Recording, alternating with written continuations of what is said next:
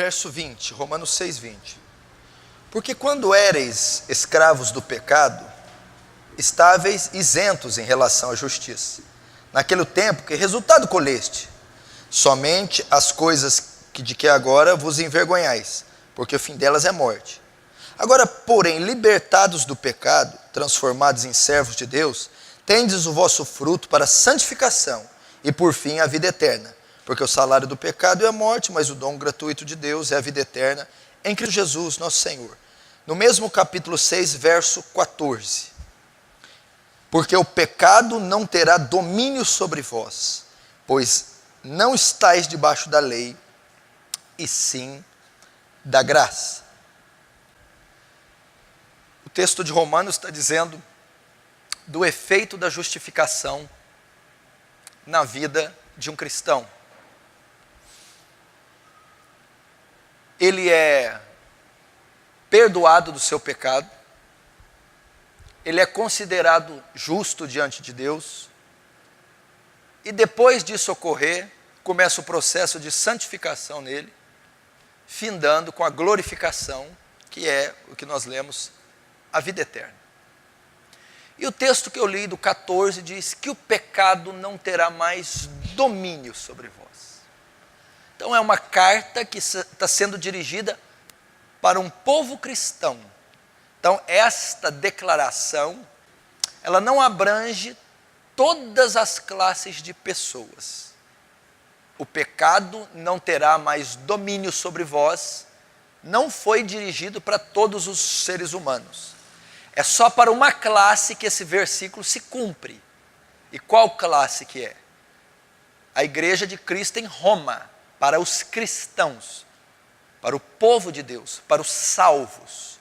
Para eles, Paulo dá essa declaração, escreve essa declaração, confortando-os, animando-os, motivando-os. Olha, vocês estão lutando contra o pecado? Sim. Vocês estão lutando para não cair? Sim, nós estamos lutando. Lutando para a sua santificação? Sim, nós estamos lutando. Vocês estão perdendo às vezes, não estão? Sim, nós estamos. Vocês estão caindo às vezes, não estão? Sim, nós estamos. Vocês levantam às vezes? Levantamos. Depois caem de novo, não caem? Caímos. Vocês se deparam com o pecado todo dia, não se deparam? Nos deparamos. É triste?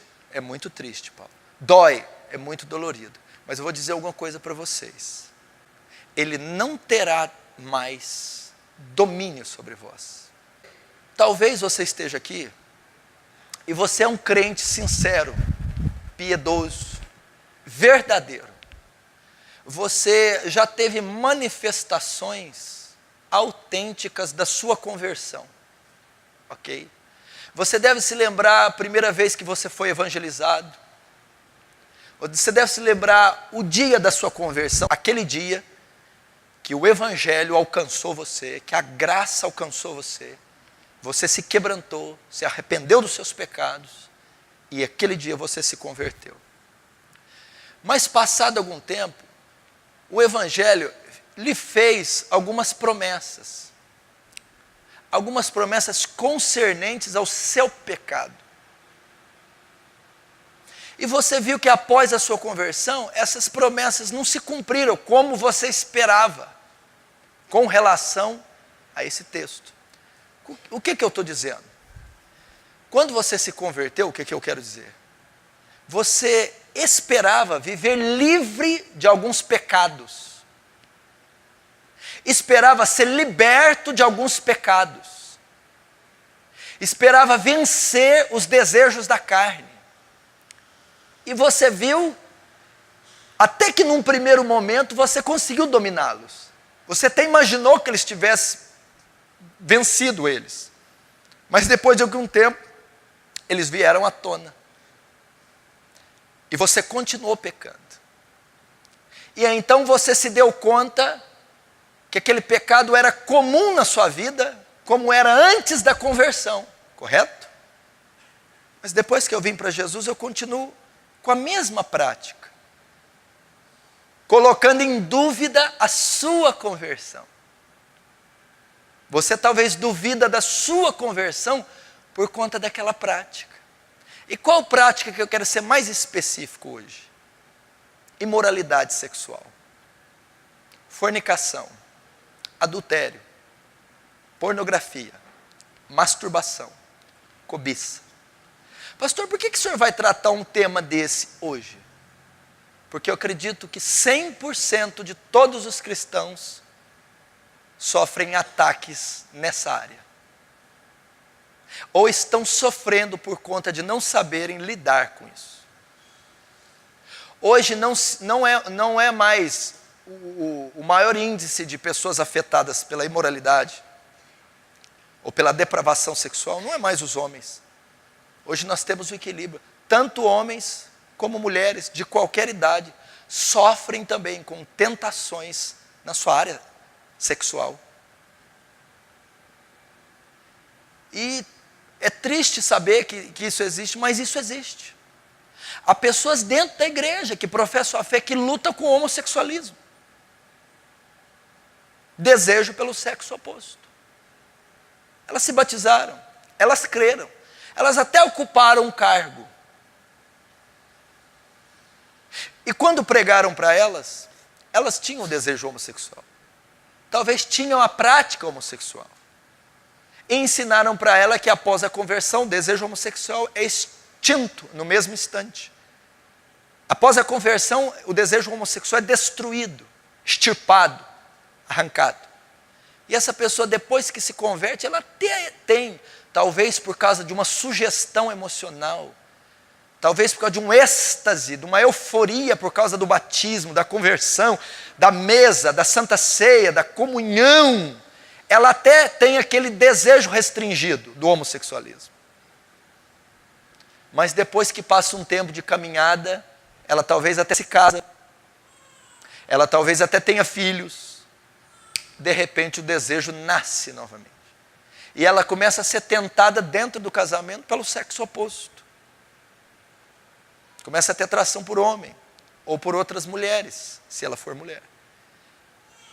E apesar de ser um homem ou mulher honestos, fiéis aos seus cônjuges, à sua fé, se for solteiro, a pessoa que quer se preservar pura, quando ela se dá conta que o desejo ainda está nela, eu não me converti. Eu não devo ter sido salvo de fato. Porque me prometeram que na conversão esse desejo seria extinto. Outros lutam com a pornografia. O desejo compulsivo pelo prazer ilícito. Pornografia, cobiça, desejos sensuais que acumulam na mente pensamentos imorais. Pessoas que são atacadas, bombardeadas de dia e noite por esses pensamentos. Seu cérebro é uma montanha de luxúria, de sujeira. E eles estão dentro da igreja e sofrem esses ataques, pensamentos, desejos, cenas, fantasias, das mais absurdas e até bizarras, sofrem. Pessoas que sofrem com o vício da masturbação, solteiros, que para aliviar a tensão sexual que chega a dar estresse, insônia, ansiedade, ira, precisam se masturbar para aliviar a carga emocional, a tensão sexual, cometendo pecado. Estão há anos, dias, meses brigando, lutando com essas práticas, com esses desejos que começam na mente. Começam pela cobiça, o desejo que vem dos olhos, que vem dos vídeos, que vem das mulheres, que vem dos homens. E essa cobiça, esse desejo desenfreado para olhar o proibido, acumula imagens. E essas imagens vão formar pensamentos. Esses pensamentos vão construir histórias. E essas histórias serão pecaminosas, sujas, imorais. Casados que sofrem com isso. Homens que não se satisfazem sexualmente com as suas esposas e se masturbam e têm que aliviar a tensão sexual fora do ato conjugal. Ou lutam com isso, que são tentados. Mulheres. Eu aconselho pessoas. Eu aconselho tanto homem quanto mulheres. E tem um grande número de mulheres que sofre também com cobiça, com pensamentos, com práticas imorais, com masturbação. Isso ocorre, existe. E talvez você está aqui é vítima de tudo isso. Talvez você tenha 15 anos, é homem. Talvez você tenha 13, é menina. Talvez você tenha 40, é homem. Talvez você tenha 60, é mulher. Talvez você tenha 50, 35, 20, 12. Talvez você se converteu um mês. Talvez se converteu a 20. Talvez você não se converteu. Mas o fato é que nós estamos sendo bombardeados por isso diariamente. A lascívia, a concupiscência dos olhos, a concupiscência da carne, o desejo pelo proibido, pelo ilícito. E talvez, por conta do bombardeio que você está sofrendo, seja pensamento, seja desejo, seja até o ato, que muitas vezes um bombardeio te leva à queda. A queda é o ato consumado. É o ato consumado, é você aliviar a tensão sexual de maneira ilícita, pecaminosa, suja. Isso te leva a pôr em xeque a sua conversão, te faz sentir um monstro, uma criatura imunda, uma criatura suja, uma criatura não amada, uma criatura indigna, uma criatura que não tem paz. Se tem uma área que isso afeta, principalmente a imoralidade sexual, todos os pecados de algum modo nos afetam. Mas a imoralidade sexual e todos esses tentáculos dela, se tem algo que afeta, que nos perturba, é que tira a nossa paz. É um conflito interno tão denso, tão intenso, tão devastador, que só quem passa para falar. Traz perturbação, traz desespero, traz desânimo, traz descrédito, tira a paz, tira o sono, tira a alegria, tira o prazer cristão, tira o vigor cristão, tira a força cristã. Por quê? Porque os pecados de imoralidade estão na lista dos pecados que mais trazem culpa, acusação, julgo, fardo. E alguém culpado não tem paz. Alguém que sente acusado não tem paz, não tem confiança, não tem segurança, não consegue dormir bem, não consegue desfrutar da graça de Deus, do amor de Deus, do santo evangelho. Talvez você entrou que você é esse imoral, esse cobiçoso, esse pornógrafo, esse ser que é atentado dia e noite. Teve um jovem que eu fui aconselhar e disse assim para mim, ele tem problema nessa área, mas muito problema. Fez assim com a mão, eu queria ter uma semana de paz, só uma, eu queria uma semana. Pelo amor de Deus, me conceda uma semana de trégua, porque eu não aguento mais. O que ele está querendo dizer? Da hora que acorda, da hora que dorme. Parece que setas, dardos e torpedos de Satanás vêm na mente, no coração, infeccionando, infectando, inflamando desses pensamentos, desejos, sonhos.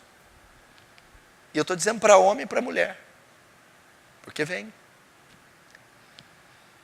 Então você passa a duvidar da sua salvação, você passa a duvidar da sua conversão, você passa a desacreditar dela, você passa a desqualificá-la, você passa a se julgar um bode, um joio, um ímpio, ou sei lá o que for.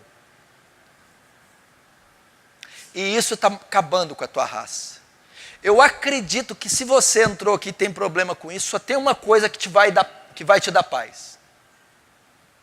ser extinto da sua vida esses desejos. Ser eliminado, aniquilado, fulminado, extirpado. O seu desejo, seguramente, eu não quero sentir mais esse desejo. É só isso que eu peço para Deus. É só apenas isso. Eu não quero. Eu quero ter uma mente santa, pura. Eu quero ter olhos puros.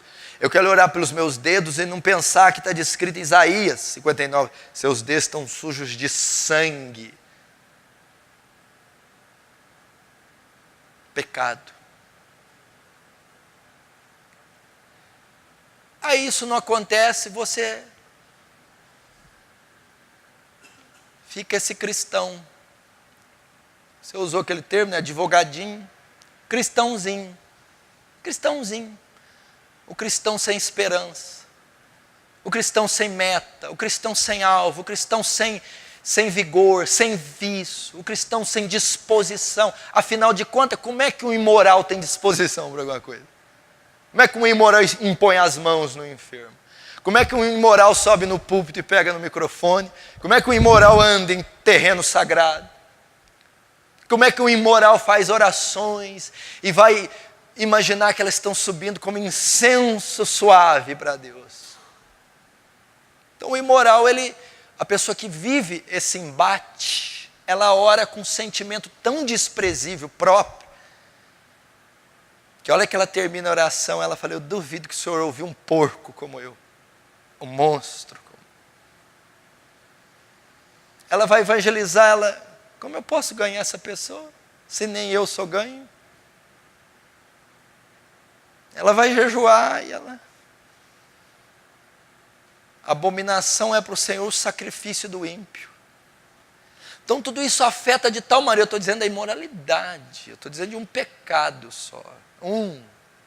Olha a força que tem as pessoas que sofrem isso. Estou dizendo de pessoas que têm pesadelo, que se debatem na cama, que têm insônia. Estou dizendo de pessoas que chegam a chorar, derramar lágrima por conta disso. Estou dizendo de pessoas que chegam a ficar depressivas por conta da regularidade com que praticam tais coisas. Estou dizendo de pessoas que se julgam casos perdidos. Estou dizendo de pessoas que chegam de Deus, o Senhor não pode amar um ser asqueroso como eu. O Senhor não pode amar. O Senhor não pode amar um ser como eu. E qualquer efeito negativo que tem na vida delas, por exemplo, furou um pneu de carro. É aquilo lá. É aquilo lá, é pecado, tem que furar mesmo. Está lá. Foi despedida, claro que eu fui despedido do emprego, sou imoral. Sou adúltero. Se tem um fracasso ministerial, mas é lógico que eu tenho. Como que eu como que eu vou ser bem sucedido no ministério? Eu não posso. Elas vão atribuir tudo ao pecado de moralidade, ao desejo de moralidade. Então você viu que inferno que é? Que cativeiro que essa pessoa vive? Que pressão que não está sobre essa pessoa? Agora, quantos aqui será que estão sentados, poderiam levantar as mãos e dizer, essa pregação não serve para mim, eu não tenho esse tipo de problema? Quantas será? Eu acredito que 100, 99, para não dizer 100% aqui, tem uma espécie de problema nessa área. E se 100 ou 99 tem uma espécie de problema parecido nesta área, também tem uma espécie de consequência, efeitos, os quais eu estou dizendo nessa área. Então também sofre. Pessoas que falam, se Jesus voltar agora, eu nesse estado, eu não vou subir. Como que eu vou subir? Pessoas que ficam pensando assim, eu tenho esse problema faz 5 anos. E eu imaginava que Jesus fosse voltar daquela época, e até ele voltar eu já teria me livrado, me santificado. 5 anos atrás. Passou 5 anos, não aconteceu nada, eu estou com o mesmo nível, o mesmo teor de moralidade, eu já não acredito que eu possa mais ser salvo. Eu pensei que com o passar dos anos eu ia me livrar. E ao me livrar, eu iria me considerar salvo. Rapaz, eu não me livrei. 5 anos depois de tomar ceia, ministrar, pregar, fazer, ter experiências aqui e acolá e passar, eu continuo com esses desejos. Eu não posso ser salvo.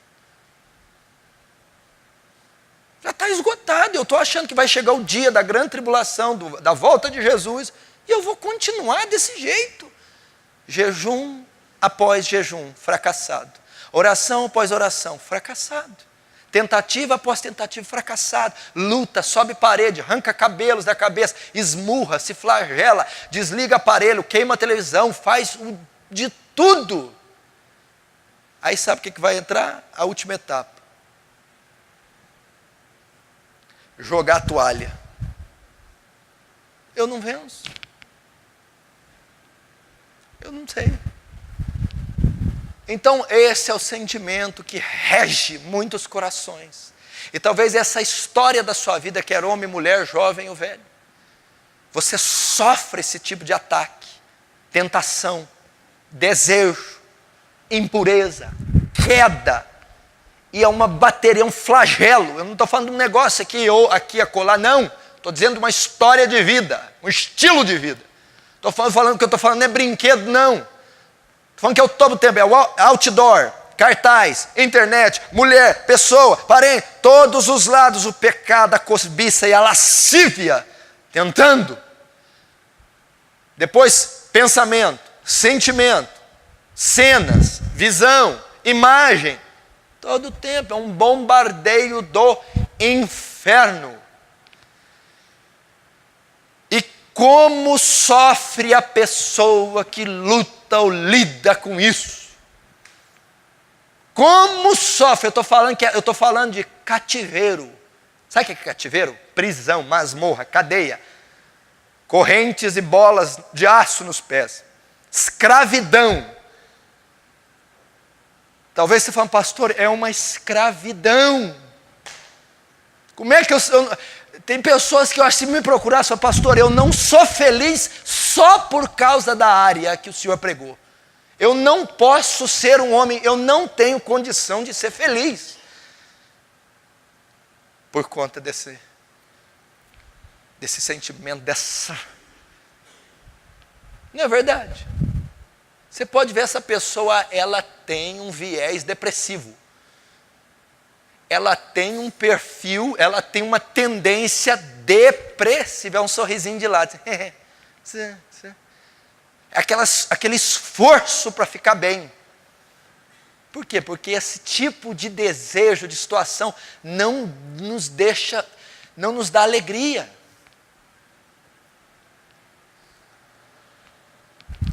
Não nos dá alegria. E alguns consideram esse o maior pecado de todos. Porque é um pecado que deixa marcas no corpo. Que deixa manchas, cenas, resíduos. Que lateja. Então é um pecado que... Quem peca contra o corpo se prostitui. Deus destruirá aquele que destruiu o templo do Espírito Santo. Tem gente que acha que destrói o templo do Espírito Santo bebendo, fumando. Não. É a prostituição, é atender o desejo sexual ilícito, que é a forma de destruir o templo do Espírito Santo. E o que acontece? Vamos aprender aqui. Você precisa aprender 3 ações de Deus, 3 processos para Deus libertar pessoas do pecado. Primeiro, Deus liberta a pessoa da culpa do pecado. Segundo, Deus liberta a pessoa do poder do pecado. Depois, por último, Deus liberta a pessoa da presença do pecado. Primeiro, Deus liberta da culpa do pecado. Segundo, Deus liberta do poder do pecado. Terceiro, Deus liberta da presença do pecado. Se você aprender essas 3 coisas, você nunca mais verá o seu problema como antes. E se eu tiver graça de ensinar, né? Você nunca mais lutará, lidará ou verá o teu problema da imoralidade da mesma maneira. Então, há 3 processos para Deus libertar pessoas do pecado. Primeiro, Deus liberta da culpa do pecado. O que é Deus libertar da culpa do pecado? É o processo que é chamado de justificação. O que é isso? É aquele tempo que você se converte. É o período que você aceita Jesus, que você ouve o Evangelho, que você professa fé simples em Deus, que você se arrepende dos seus pecados. Nesse momento, quando você ouve o Evangelho, quando você ouve a palavra, quando você crê em Jesus e se arrepende, nesse momento ocorre a obra de conversão. É a obra que vocês o tempo que você está vindo para o Evangelho. A graça te atrai e quando você crê e se arrepende, você é justificado. Deus vai tratar com a culpa do pecado. O que é justificação? Justificação é um termo judicial, forense. É um ato legal. É Deus tirando de você a culpa do pecado. Quando você crê, Deus perdoa todos os seus pecados e Ele te considera justo diante dEle pelo mérito de Cristo. Então a culpa do pecado é tirada de você.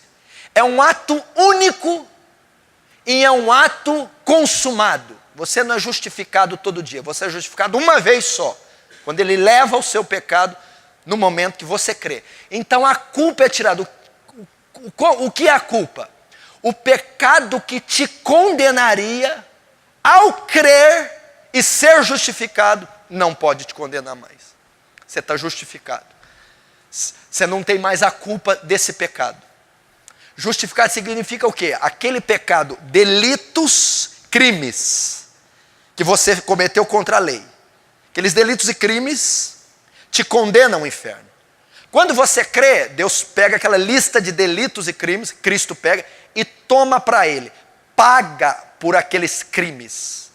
Então a culpa daqueles crimes não está mais sobre você. Cristo assumiu aquela culpa.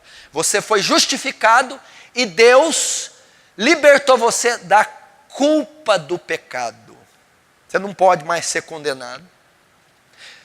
Deus não pode mais atribuir você os pecados que Cristo levou.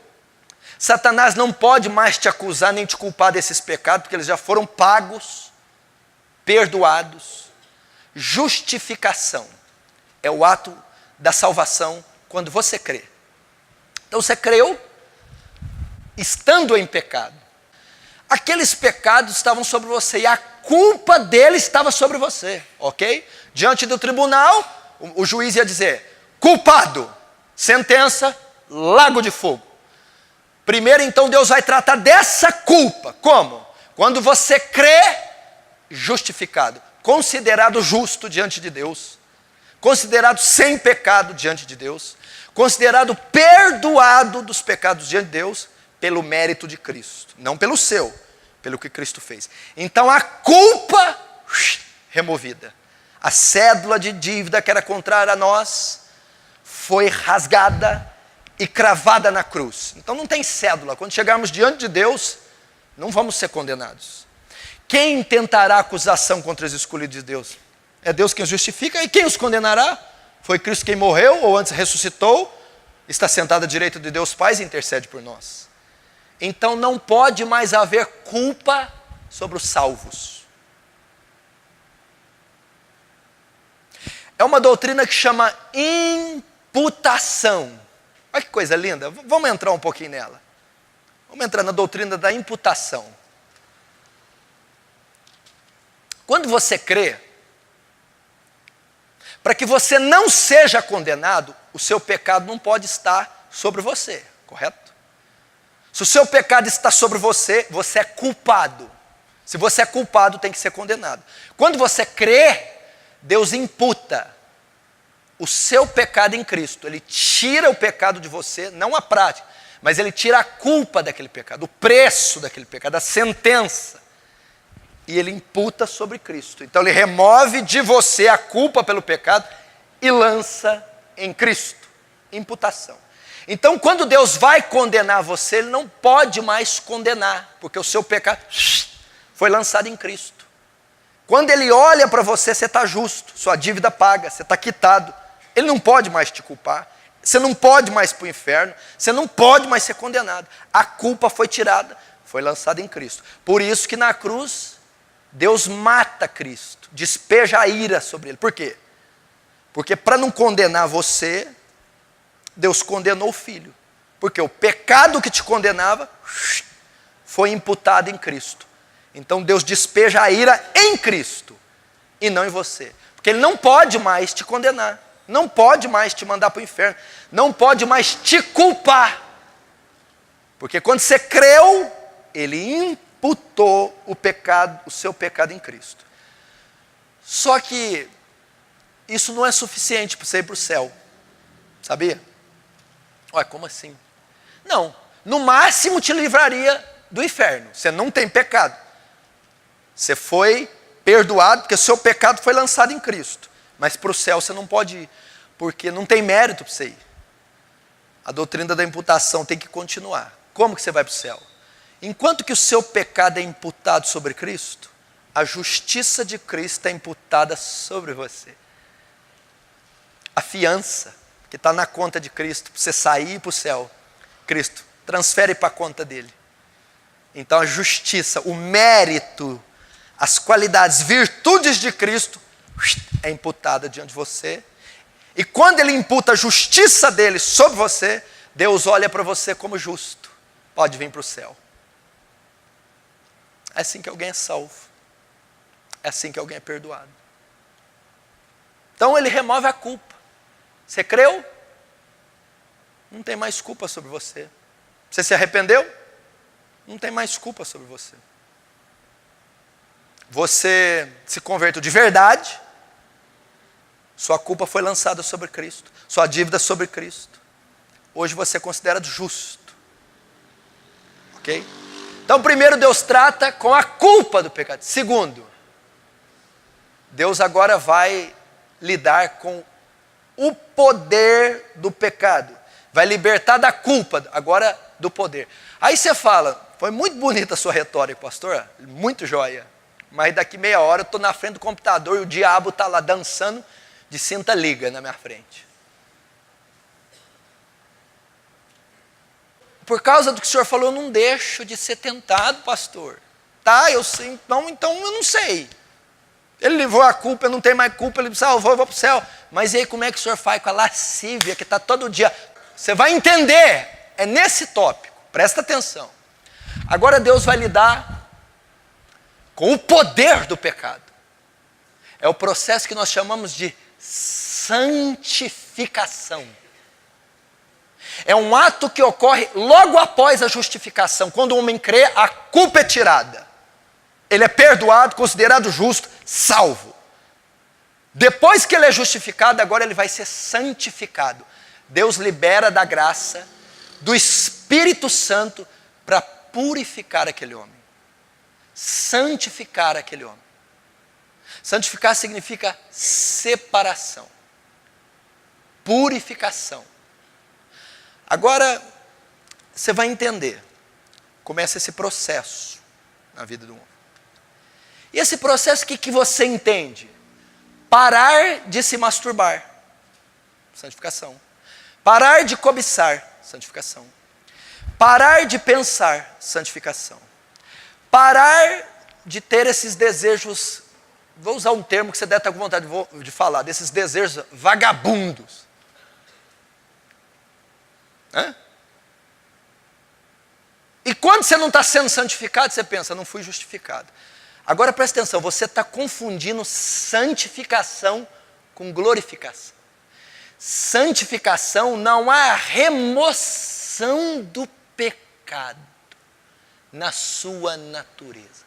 Santificação é o domínio, a mortificação da sua natureza. Santificação não é expurgação do pecado, não é ausência do pecado.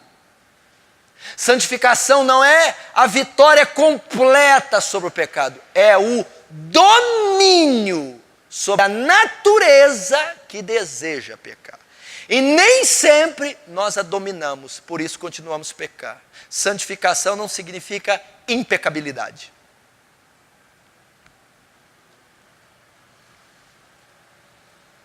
E vocês confundem santificação com impecabilidade, perfeição, pureza total e absoluta. Isso é glorificação. A glorificação é a extinção total do pecado, e alguns querem ter ela na santificação. O que ocorre? Por que muitas pessoas são frustradas? Realmente, muitos casos de homossexuais se convertem, no ato de conversão, são livres do desejo pelo mesmo sexo. Realmente, prostitutas, na sua conversão, no ato de justificação, são completamente santificadas, extintas. Outros imorais, fornicários, pornógrafos, etc., são feitos, mas a maioria dos casos não é feito. E a pessoa vai sofrer uma luta e uma tentação para o resto da vida. Isso não quer dizer que ela não foi salva, não quer dizer que ela não foi justificada. Há homens casados, pastores, que são tentados a olhar por outra mulher pela segunda vez.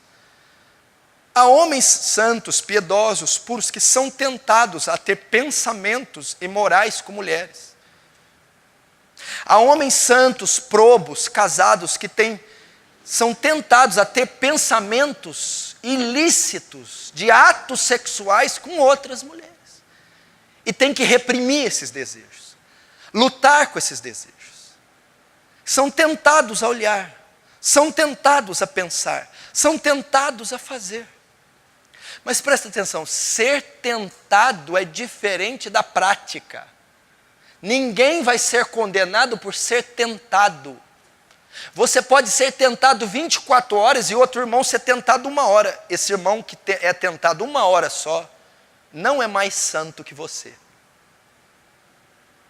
Você que se é bombardeado o dia inteirinho e o outro não é nem um dia, não quer dizer que ele é mais santo que você. Porque o que vai condenar é o atender o desejo, é a prática do pecado. Ter o pecado como estilo de vida, prática contínua, diária do desejo. Isso é pecado. Isso condena. Isso pode provar que você não é salvo. Agora, ser tentado diariamente não é pecado. É o processo de santificação, está dando aí. Mas eu não estou entendendo onde que a santificação está entrando.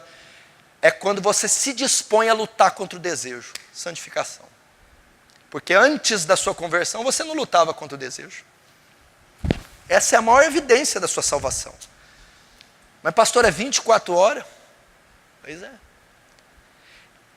Santificação é o processo. Presta atenção, vamos avaliar. Santificação, qual é o agente que opera a santificação? Espírito Santo. Segura essa aí, isso aqui tem me ajudado. Você quer a receita do pastor? Porque eles devem achar que eu sou super-homem, né? Ei, a hora que os livros for abertos em urso. Eu quero a hora que for abrir o seu. O Ravenhill vai estar lá.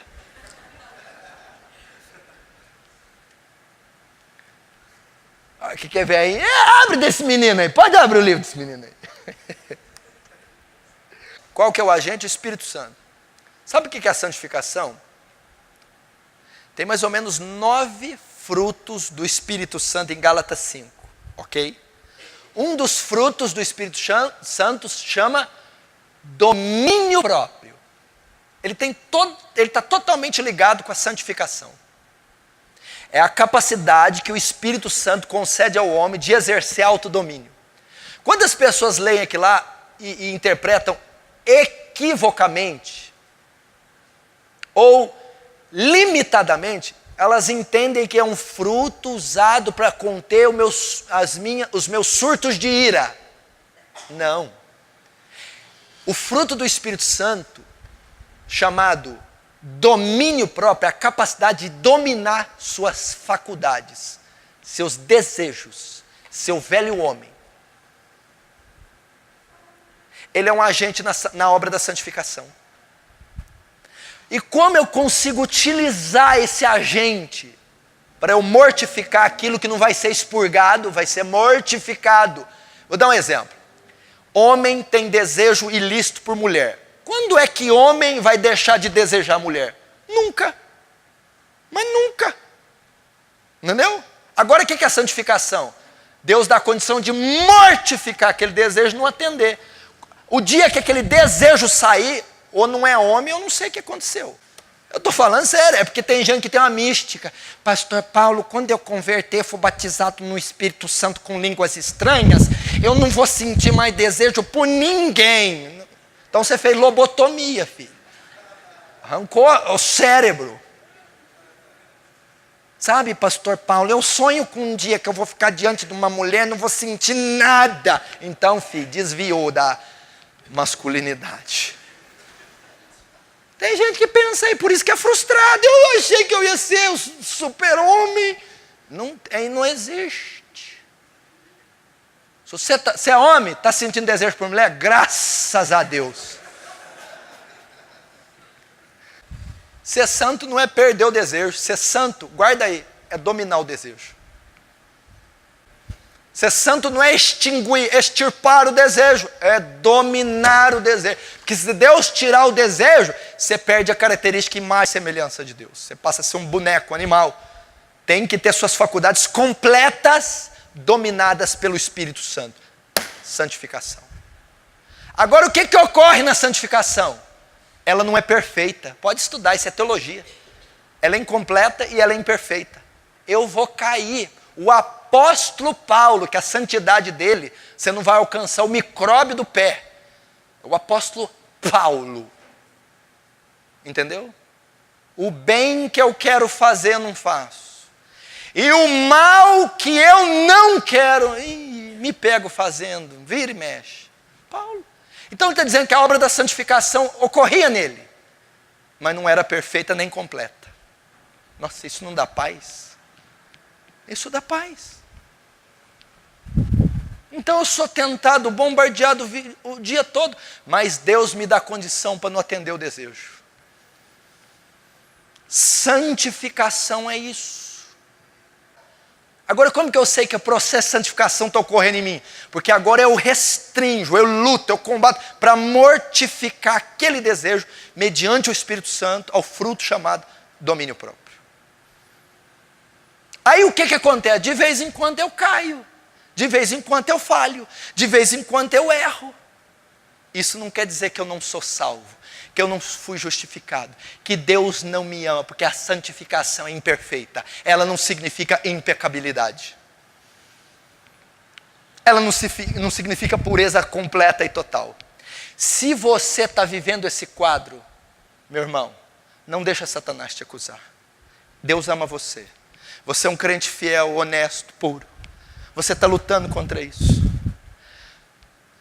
Meios da graça na santificação. Porque a santificação não é um processo exclusivo e único do Espírito Santo. O homem participa. Aí você pode ajudar. Aí você pode ajudar nesse processo. Para que você tenha mais vitórias na mortificação.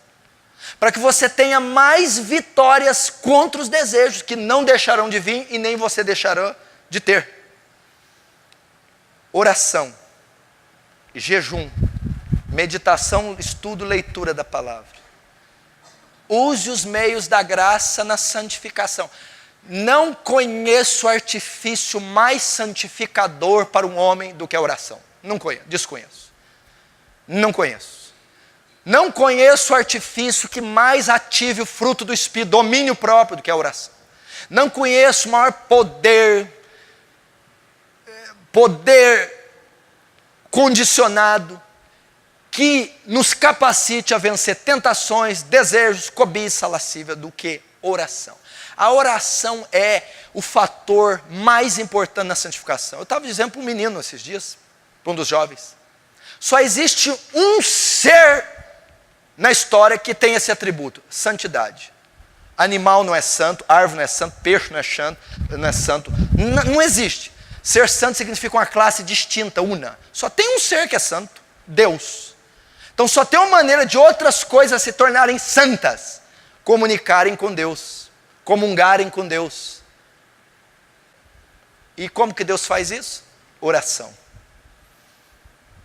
Quantas pessoas já levantaram os joelhos depois de um período de 30, 40, 1 hora e meia, 2 de oração, sentindo puras, perdoadas, lavadas, limpas? Porque a oração tem esse poder expurgador, santificador, que robustece os frutos do Espírito e faz você não vos veio tentação maior que possa suportar, junta com ela o escape. A palavra santifica, pastor. Ele diz assim: vós já estáis lavados pela palavra que vos tenho dito. Santifica-os na tua verdade, a tua palavra é a verdade. Tem dias que você está lendo o trecho das Escrituras que arde teu peito, te causa temor, repulsa do pecado e te fortalece para ter nojo do pecado na leitura. De repente você comete um pecado, comete alguns pecados e começa a ler, e vai te dando uma ira contra o pecado, uma força contra o pecado, uma repulsa pela leitura. E consequentemente uma força para evitar o próximo ataque. Leitura. E jejum é o que complementa os três. Jejum é a mortificação física da carne. É a abstenção de um alimento para se dedicar à oração. É o momento que você tem comunhão plena com Deus, se santifica, eleva a sua espiritualidade. Isso é fantástico. Nesse interim, nesse processo, nesse miolo, nesse fritar de ovos, há quedas, há falhas, completamente. Perfeitamente. Vou te dizer algo que vai te ajudar mais ainda. Jesus passou pelo que você passou. Em tudo foi tentado. Não imagina? Anda a carne, a pedra virar pão aqui, mata a sua fome. Você acha que Jesus não balançou? Eu disse que ser tentado não é pecado. Jesus não cedeu, não pecou. Mas Jesus sofreu o desejo, mas resistiu. Olha os reinos agora, vem cá ver os reinos. Você é homem, você tem 30 anos, olha aqui o que eu posso te dar. Foi tentado na sua soberba. Pula daí e mostra quem você é. Você não é o filho de Deus? Mostra quem você é. Os nervos podiam estar estatalando. Então talvez os seus nervos estão estatalando, sua química está... Isso não quer dizer que você não é santo, que não é justificado, que você não é salvo. Absolutamente. Jejuns. Santificação. Terceiro. Como Deus... Processo de Deus para libertar do pecado. Primeiro, Ele liberta da culpa. Depois do poder. Por isso que Paulo falou, o pecado não tem domínio sobre vós. Depois, Ele livra da presença do pecado. Justificação, santificação. Agora, é o que você está pensando que vai ocorrer agora. Glorificação. O que é glorificação? É o processo que vai se dar só quando você morrer ou quando Jesus voltar. O seu corpo vai se imacular. Aquilo que é corruptível vai se revestir de incorruptibilidade. O que é incorruptibilidade? Impossível de ser corrompido. Impecável, não pode pecar mais. E aquilo que é mortal se revestirá da imortalidade. Nesse momento Deus trata com a exclusão do pecado. Glorificação é a ausência total do pecado, que vai se dar na sua ressurreição, se você morrer, ou na volta de Jesus. Aí sim você está livre do pecado. Você nunca mais vai ter um desejo no olho, na mente, no corpo. Nunca mais vai falar, não só a lascívia, esses pecados, nem um outro. Deus vai trabalhar com a remoção, a ausência do pecado. Você quer a ausência do pecado, mas você não está glorificado ainda. Ah, então o fato de eu não ter a ausência dele ainda não quer dizer que eu sou um porco, imundo, endemoniado? Não. Não. Não. Não queira, meu irmão, ser glorificado na época que você está sendo santificado. Vai haver lutas, amanhã cedinho você vai lutar. Amanhã cedinho vai passar na frente de uma loja, a TV, sensualidade vai te tentar. Amanhã na repartição sua vai passar uma moça com a roupa secretária funcionar, vai tentar, é uma guerra. Isso não vai terminar nunca.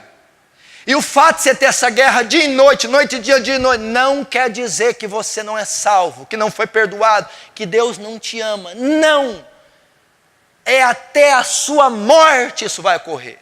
Agora, use os meios da graça, leia, jejue, ore, guarde os olhos, vigie, guarde a mente, fuja dessas repartições, saia da frente da TV, fuja do material, fuja das amizades, guarde mente, olhos, coração, guarde disso.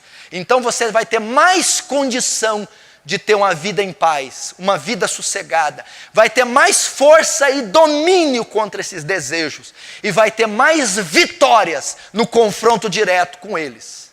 E quando você cair e falhar, você vai se lembrar que há perdão para você. Você vai lembrar que outros irmãos na fé também foram tentados, caíram, mas foram perdoados. Você vai lembrar que a santificação não é perfeição, não é impecabilidade. Você vai entender que a ausência do pecado, a remoção, só vai se dar no céu, na glorificação, na ressurreição, na volta de Jesus. Por isso não deixa o diabo te acusar.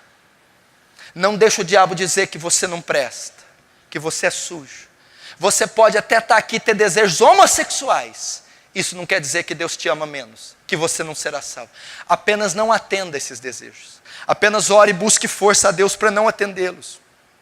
Você pode estar dizendo, mas eu sou casada, minha mulher é até bonita, mas pastor, eu não gosto, eu não sinto por ela. Não, meu irmão, não atenda os desejos.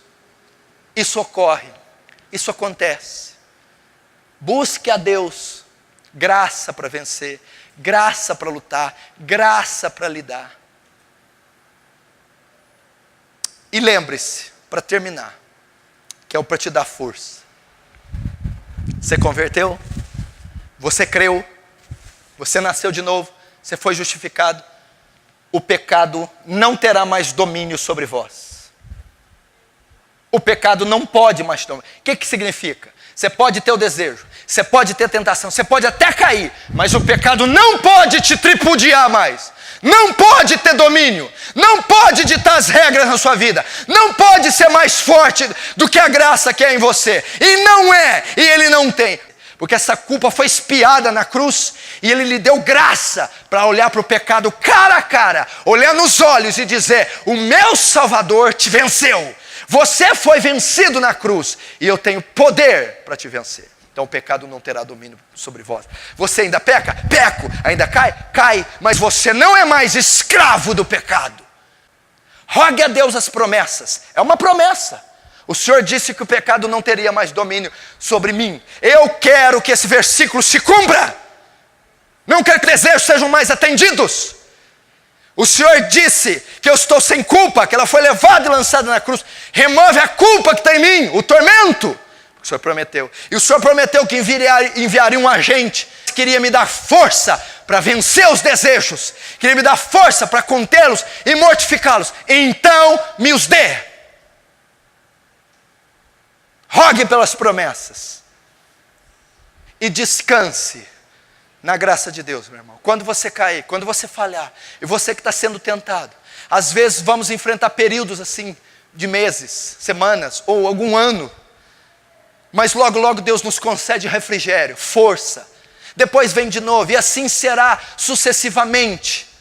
Mas vai chegar um dia que a trombeta vai soar, eu vou ouvir o meu nome e o seu. Um dia você vai morrer, os mortos ressuscitarão primeiro. E num abrir e fechar de olhos, isso que é corruptível se revestirá da incorruptibilidade. Isso que é mortal se revestirá da imortalidade. Quando isso que é corruptível se revestir da incorruptibilidade, isso que é mortal se revestir da imortalidade, cumprir-se-á a palavra que diz: tragada foi a morte na sua vitória. Onde está a morte, a tua vitória? Onde está o pecado, o teu aguilhão? Ora, o aguilhão da morte é o pecado, e a força do pecado é a lei. Mas graças a Deus que nos dá vitória por meio de Cristo Jesus. É Ele que nos dá a vitória, é Cristo Jesus. Firme-se em Cristo Jesus. Olhe para Ele. Você está fraco, cambaleando. Olharam para Ele e foram iluminados. Os seus rostos não serão confundidos. Confie em Cristo, meu irmão. Porque nós não temos um sumo sacerdote que não possa se compadecer de nossas debilidades, mas um que em tudo foi tentado, mas sem pecado. Achegamos confiadamente ao trono da graça para alcançar misericórdia e achar graça. Amém? Feche os seus olhos e peça a graça de Deus agora.